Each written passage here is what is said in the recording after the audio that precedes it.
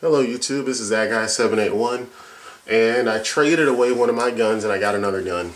The gun I traded away for, traded, was my Glock 26, the baby Glock. I traded it for this gun, what you see here. Now before we get into this gun, I want to explain a little bit of philosophy behind my trading of the Glock. The Glock 26 is an awesome gun, as I said in my review. If you could only get one gun that needed to do it all, I would recommend a Glock 26, as you can conceal it. It's chambered at 9mm, which is a substantial caliber.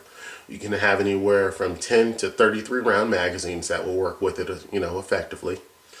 And despite its short sight radius, it actually is very accurate. The only issue is the dimensions for carry. Now, a guy like me who has a lot of options when it comes to carry, because of the amount of firearms I do have, the Glock found itself weighing at home an awful lot more, and the Kel-Tec PF9 found itself being carried a lot more. So as the Glock became more of a safe queen, I decided, if I'm going to have that as a safe queen, I'm not going to carry it. I may as well get a safe queen that's really cool to go to the range and shoot. So hence this is why I picked up this 1911. Now this is a Para Ordnance GI Expert chambered in 45 ACP. Has a, let me grab one of these magazines here. That's actually numbered. Actually, the one that's in here is numbered. Has an 8+1 capacity. While we're doing this, let's go and safety check the gun. Clearly, all three magazines are empty, as you guys can see. There's nobody in that direction. Oh, got this. And gun's completely empty. Now, the reason I wanted a 1911 is because there's actually several reasons. The first gun I ever shot was a Colt 1911 full size. I want to start actually doing some shooting competitions, and I noticed a lot of guys do shoot 1911s because of the crisp trigger pull, so I decided to get one of these. And the Para kind of stood out because it was 3.5 pound trigger pull that's supposed to be consistent. And I haven't fired the gun, so this is going to be an overview of my my overall idea of the gun so far. So far, I'm really digging it.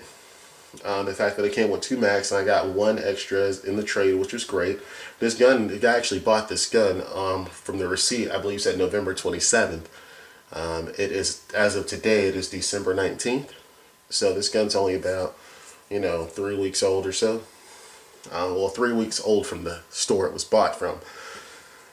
Now, the gun as you see it does not come as you see it. As you can see, it does have these Pachmayr grips on it. It actually comes with the standard black plastic Para Ordnance grips with the Para Ordnance insignia on them. They are checkered, but to me, they're not that great of a gripping surface. I can see why the gentleman changed these. He had larger hands as I did, and these grips provided a bit more palm swell. And they also have the finger grooves, and the texture is actually rubber, so it's really hard to lose traction on these with these grips. Features I do like about the gun so far are the skeletonized hammer, skeletonized trigger. I also do like the stainless steel barrel. I think that looks really nice. Also looks really nice from the business end.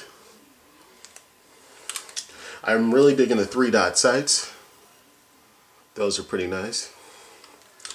Things I plan on changing on the gun are minor, if anything. I want to see if I can get just some grips that are like these, but that are just straight up rubber. That would be a welcome change.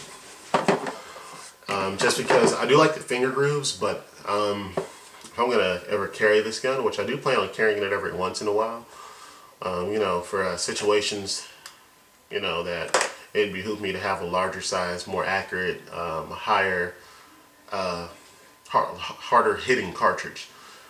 I'd carry something like this.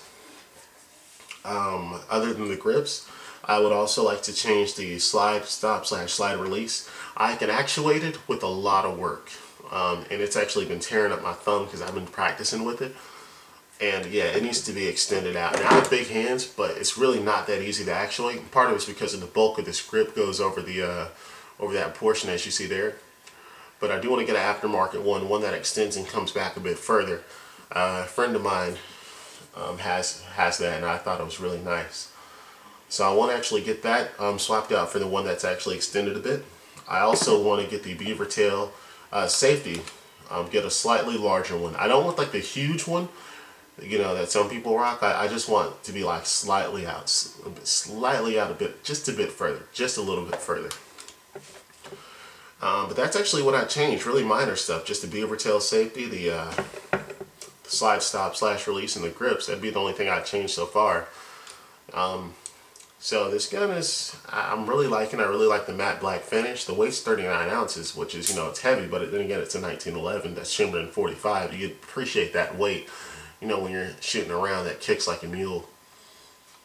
Other than that, I'm really digging it. I say that I haven't taken it to the range. When I do go to the range, hopefully I'll be able to, I'll be able to bring my camera and include you guys in that little range session. So for now, this is that guy 781 signing out, just sharing the new gun I got. I look forward to playing around with it. Let me know if you guys have one or have had one, and how do you like it. Thanks for watching. Feel free to comment.